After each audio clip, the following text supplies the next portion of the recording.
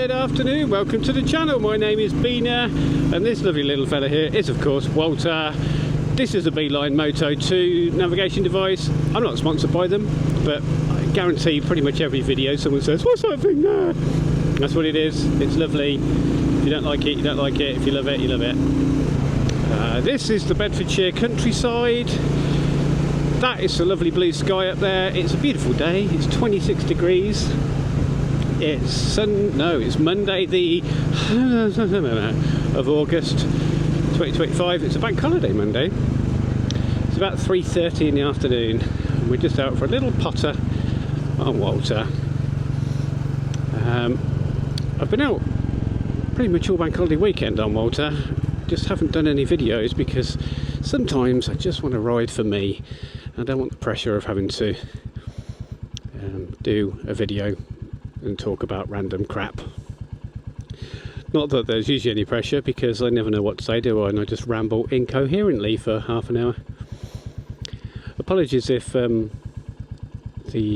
voice is a bit quiet today, but I seem to have managed to actually get my earplugs all the way in and fitted properly today, so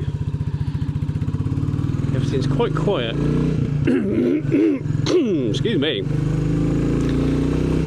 And I also got hay fever, so apologies for the coughing. But yeah, we just off out for a nice little ramble. If I'm honest, partly because Otto the dog has just woken up from a nap and he's been a bit of an arsehole.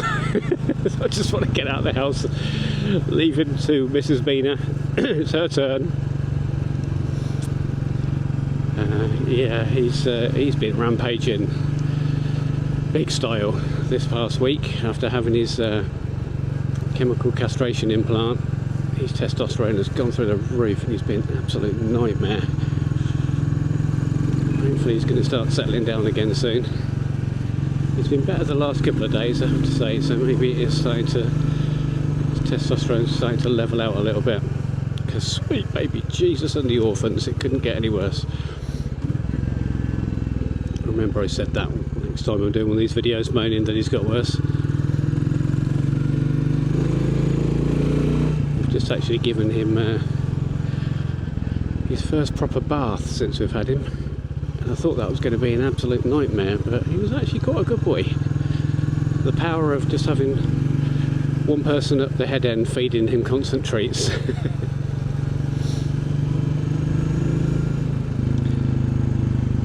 So what's been going on in the last week?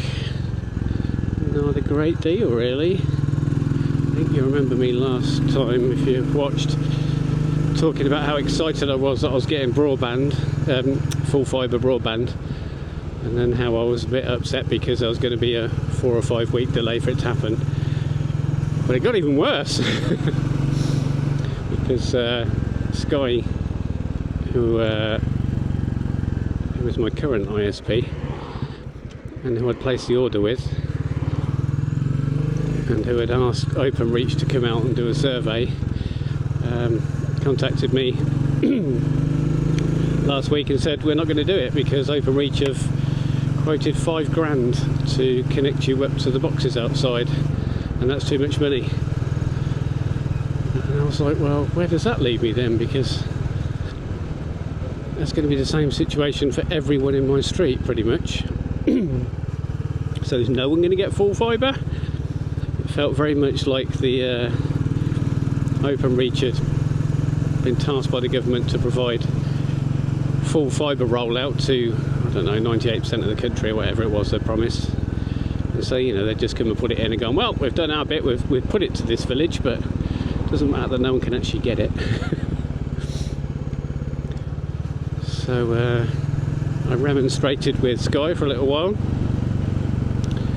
and now we're adamant. I said, look, can you not go back to OpenReach and say that's a bit unreasonable costs?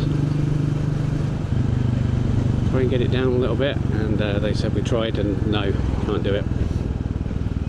So I then contacted BT, who OpenReach used to be a part of until they got split up by, whether the government did split them up or they did it at their own volition. I think Ofcom said that they might be a bit of a monopoly, so they had to operate as two separate companies. So I went to BT and said, look, can you give me full fibre? And they're like, yeah, yep, we can do that. Openreach won't charge us. So I was like, okay, I'll go with you then. So they sent Openreach out again last Thursday. And Openreach did a survey and they said, yeah, we're going to dig up all of these drives, all of your neighbours' drives, for about 30-40 metres up the road to get back to the box. So that's what's got to be done, and then someone will be out to do it in a few weeks' time. So I'm not holding my breath because I've already been burnt once by thinking I was getting it, but we'll see. But it does seem a little bit like Sky and the other ISPs, I'm guessing, are all going to say, no, we're not going to pay that, knowing that people will switch over to BT. BT will, and Openreach will do the groundwork for Nout, and then they'll lure you back with cheaper deals when you're out of contract. And they've been really aggressively trying to get me back already, and we haven't even switched over yet. The switchover date isn't until September sometime. And already I've been having multiple phone calls from their overseas call centre saying, oh no, we can definitely do it, and me telling them that they can't because their colleagues have told me that, and them just basically lying and say they can. And the last one did make me laugh because he was saying, you've been a Sky customer for over 20 years. Do you want to leave us now? I said, well, yeah, I've been a Sky customer for over 20 years. Surely you'd want to keep me then, and you'd go above and beyond and you'd pay for the installation. But if you're not willing to do that, and new customers can get it cheaper anyway, why am I going to stay with you? Nice old Triumph there. I think it's a TR5. So yeah, we will see. We'll see what happens.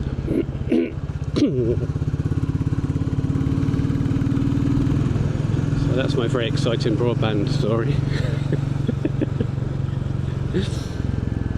What else we've done this week? I took a little trip out to a sports bike shop on Friday I think it was, yeah, over in Milton Keynes, because I wanted to look at helmets.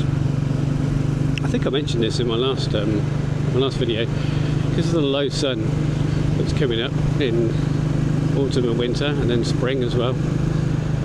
It's just really difficult to see, isn't it, on your bike? So I fancied getting an adventure style helmet with a peak on it, an internal smoke visor.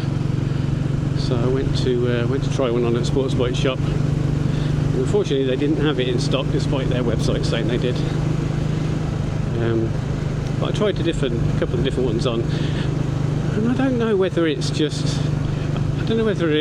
my neurodiversity, which means I'm not really a fan of really enclosed helmets, or whether it's just I've just gotten used to the one that I'm wearing. I wear a Bi-City Roadster 2, and it's a very retro looking, think of the old Bell helmet, sort of Evel Knievel style helmet, and it's very kind of open. It's not an open face, it's a full face helmet, but it's got a massively wide visor. You know, I can see the road quite clearly through the chin bar, so it doesn't feel very claustrophobic. And then when I tried those adventure ones, it just feels so claustrophobic. It just didn't feel comfortable. Felt like everything was just pressing on my head, trying to pop it. But yeah, like I say, it might be my neurodiversity, because we're weird like that as autists. Or it could just be that I'm not used to it, because I'm not really a fan of my other little girl over there asking me to rev my bike. Yeah, I'm not really a fan of my other helmet that I have. So I don't know. I'll try the one that I'll have to see if I can get the right size of the one that I wanted to try. Because it is a bit of a pain dealing with the low sun, and I don't really want to go down the open face helmet style with a peak on it, or have one of those kind of motocrossy style ones where you have to wear goggles, because as a glasses wearer that's a bit of a pain in the arse. So we'll see. So I went there, tried that on. Then when I was there, I thought I'd pop into the Superbike factory. I don't know if you've heard of this, if you've ever trawled through Auto Trader, Bike Trader, looking at used bikes, you've probably come across the Superbike store advertising loads. And they had a red and black Himalayan I noticed on Auto Trader, and I thought, well, it's like 2 minutes around the corner from the sports bike shop, so I thought, yeah, why not pop in and have a look. And what an odd place, what an awful place to work. It's basically, if you've never been in one, it's basically just a big warehouse full of used motorcycles. I mean, we're talking, I think there's something like 400 bikes in stock. They're all lined up in rows. And not in a kind of order, I guess. They try to put them in order. They put them in kind of genres of bikes as well. And some of them are in the kind of state, the same state that they bought them in. I think what they do is they just whack them in there, and then if someone's interested in them, they'll give them a good clean, tart them up, give them a bit of a service, and then give it to the customer. I guess if you've got so many bikes, such a massive turnover, then it would seem daft putting all that effort into making them look pretty and whatnot, only for them to sit on the showroom floor for months on end. So it's a bit weird. So you've got ones that look kind of pristine and then some that are a little bit shabby looking. But the reason I say it must be an awful place to work is because it is all just one big open kite. Oh, he's very low. One open warehouse. So you've got all the bikes, and then off to one side you've got some desks and some seating area and coffee machine where people do all the sales. And then another side there's a place where you can buy gear, so helmets and jackets and trousers and whatnot. Someone there. And then there's the workshop at the another side. And so when I was there, I was only in there for about 10-15 minutes. But there was someone servicing a bike, and he had it running and he was revving it, and the whole place just stank of exhaust fumes. And it made me feel sick being in there for like 10-15 minutes. So I thought, the poor bastards who have to work there 7 or 8 hours a day, that can't be legal, surely. Because there's, like I say, there's no division, it's all open plan, and they must have some kind of exhaust system there to vent the fumes. Jesus, why do I always get stuck there when people go slow? But it wasn't doing a very effective job, I have to say. And that was just one bike, so if they're doing that all day, that must be an awful place to work. And like I say, it can't be health and safety rules, surely that can't be legal. But yeah, they had a good selection of bikes though. You put it in to let me past, or are you going there? Just going there. I mean, that's one of my favourite bits of road, to hoon along. Never mind. On the way back.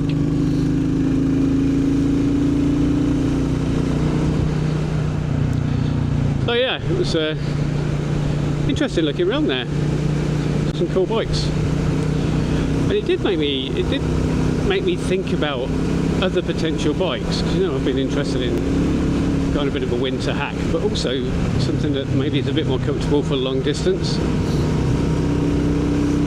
As comfortable as Walter here is for an hour or two, after a couple of hours I do get some pain in the gentleman's area. And if I'm going anywhere, you know, if I want to go anywhere of any distance, I'm not going to go on the motorway, because they're not the kind of bikes for doing that.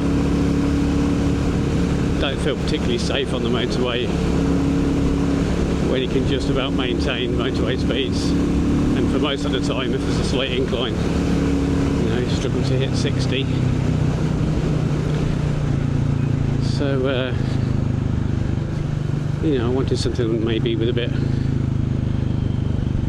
bit more protection from the elements.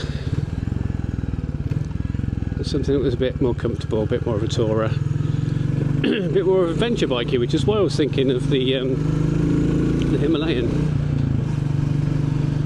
But again, my only issue with that is the power again.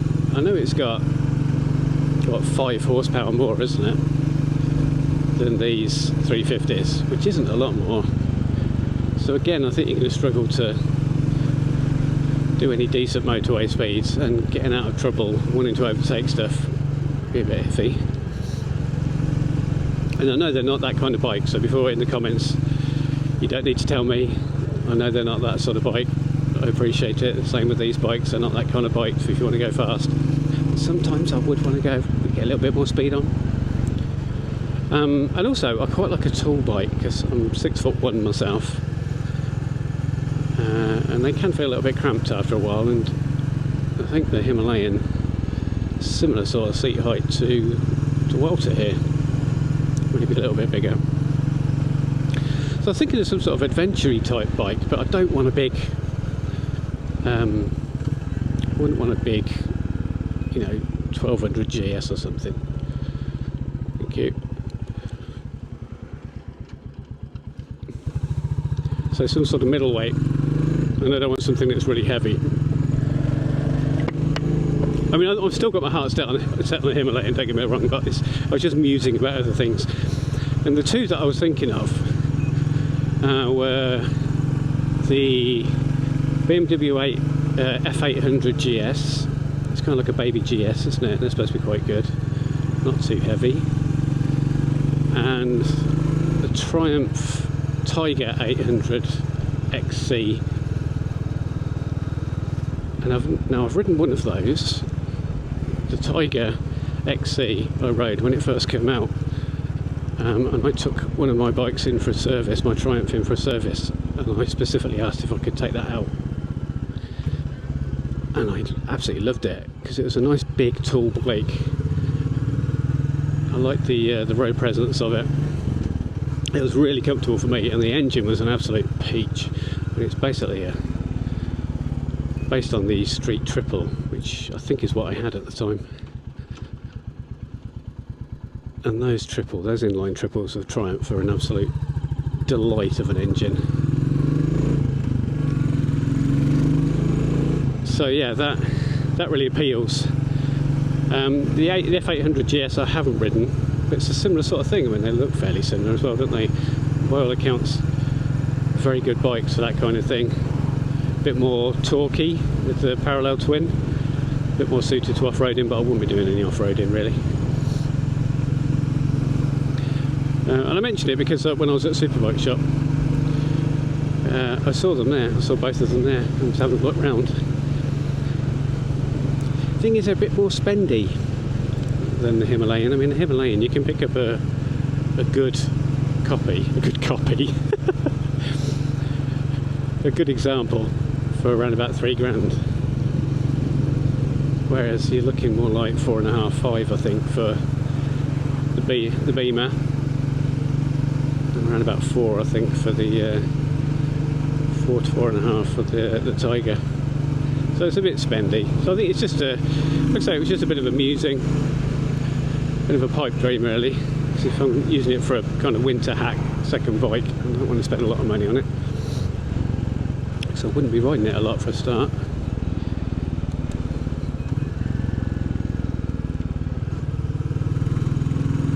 So it probably still would be the Himalayan I'd be interested in. I wonder if there's any mods to raise the seat height on them. I don't know if anyone's got one want to say in the comments if you're a longer-legged gentleman. To be honest, I'm not that long-legged. I think I've got a 32-inch inseam. I just do like a little bit more leg room. And power-wise, I know you can do the same sort of thing that you can do with this and whack it in a DNA filter, decap pipe. I know they've got big bore kits, but again, I suppose you're talking a fair bit of money to do that as well.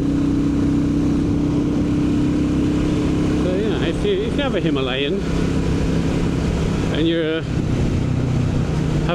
you thought similar things to me before getting it or since getting it, and you've remedied it, then whack it in the comments, let me know. Be interested to know. But of course Walter will still always be my first love, because he is absolutely gorgeous and a delight to ride. It's classic when I was out on him. Oh, a nice big bug splatter on my, my helmet there, my visor. When I went out on him on Friday, I decided not to take my camera. It was a conscious decision. I was like, no, I'm going to ride for me today. Couldn't think of what to chat about anyway, as always. But I didn't take my camera, and of course, didn't take my camera, and I came across two things which would have been brilliant. Wow, that really should have a sharp turn sign on there. Unless I missed it, because I was nattering. Naughty beanie. Yeah, I saw two things. I thought, oh, that'd have made good content. Oh, that sounds like an awful thing to say, doesn't it? What have I become? The first one was I was going along one of my favourite back roads, and I came across some cyclists coming the other way, and they were doing the slow down sign at me. I was like, what are you telling me to slow down for? So I did slow down, and just round the corner there was a deer that had been hit by a car with a massive kite feeding on it, and I got from about here to that car away before it flew off right in the middle of the road. I thought, oh, that would have been good to see, for everyone to see. Seems I'm always shouting kite and you never get to see one. Where the fucking hell am I? Who knows? Who cares? We're having a nice time, aren't we, everyone? Oh, that's a lovely view to have if you live there, just over the fields. So that was one thing, and then I carried on my way, and the Woburn Deer Park, which you've seen me ride through many a time, at each end of that park there's a cattle grid to stop the deer getting out, obviously, and someone had managed to crash into the post of the cattle grid. They'd gone across the road and crashed onto the opposite side into the cattle grid with such force that the airbags had deployed in their car, and then someone had hit the side of them. And I thought, how did any of this happen? Because that's a 30-mile-an-hour road, and you can't really go much quicker than that because it's so narrow and twisty. Quite impressive. And that was blocking off the road in front of me. I thought, well, that would have been good for people to see as well. Could have had a chat about that. And commented on the general shite driving standards and how people are idiots. I've done it now, so it doesn't matter, does it?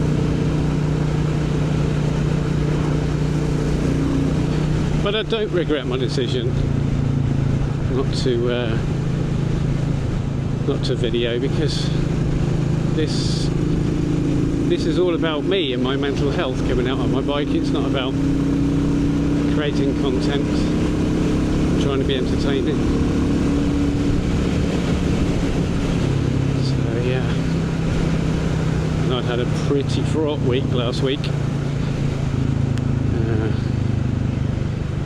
with the whole Broadband ordeal, and Otto was so bad last week, so bad. I think his testosterone had fully peaked, and he was just, oh my word, it was just awful. I would have happily thrown him in the river last week. And again, as a neurodiverse person, repetitive noises are really challenging, they're really triggering, and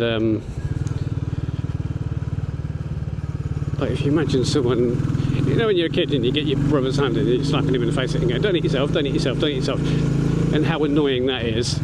Well, that's basically what my dog did the entire week last week. Every second that he was awake, he was just trying to hump my arm or leg, or bite me, or just be really challenging and naughty.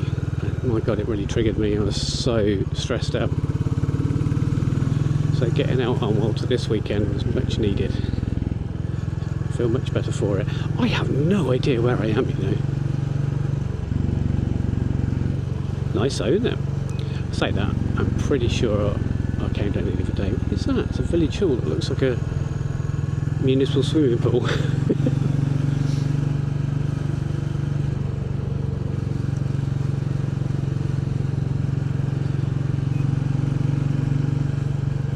Oh, it really is a beautiful day today. It's not going to last, well it is today, but for the rest of the week I think it's forecast rain for pretty much the whole week, which is desperately needed. It's not fun if you're a motorcyclist, is it? But we definitely needed it because it's been so dry. I had a really dry summer. Dry enough that someone has potentially been growing weed by the smell of that. I get a feeling I'm going to come onto a big main road in a minute, aren't I? That'll be a good opportunity to end the video, I think, because I've been rambling on for quite a while.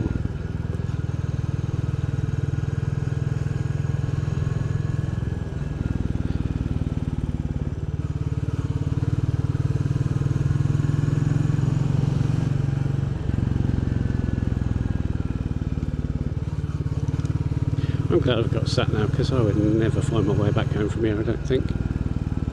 To be fair, as you know, I probably will struggle to find my way home even with sat nav.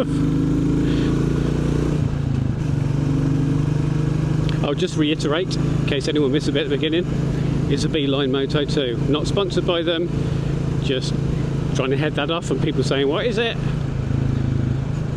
It's this little minimalist sat nav device that links up to your phone via an app and it gives you turn-by-turn directions. It's not for everyone. Some people don't like the fact that you can only see a little bit of it. Some people don't see the point. Those people are stupid.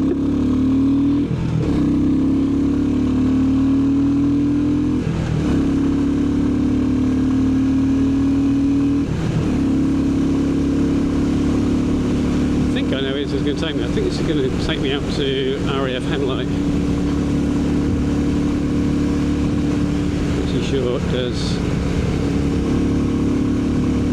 Which is almost a guarantee that it won't in my world, isn't it?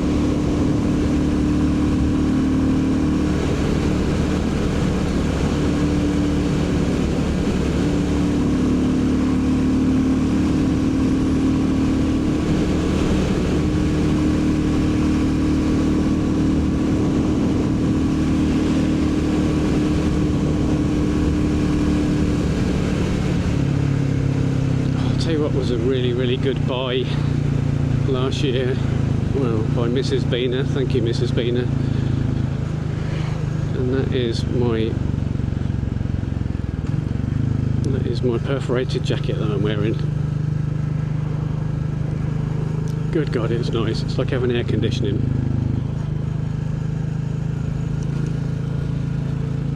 It's a Merlin Shenstone 2 if anyone's interested. Wouldn't necessarily recommend them because the collar is ridiculously tight compared to the rest of the fit.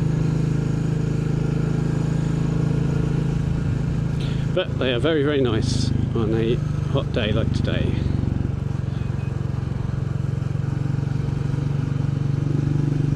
Right, I think we'll call it a day here, shall we? It's been a nice little ramble out. Hope you've enjoyed listening to my inane chatter. If you're out and about this week on your bike, or if you're in the UK, hope you're staying dry and wearing your waterproofs. Stay safe and keep the shiny side up, and I will see you next time. Bye!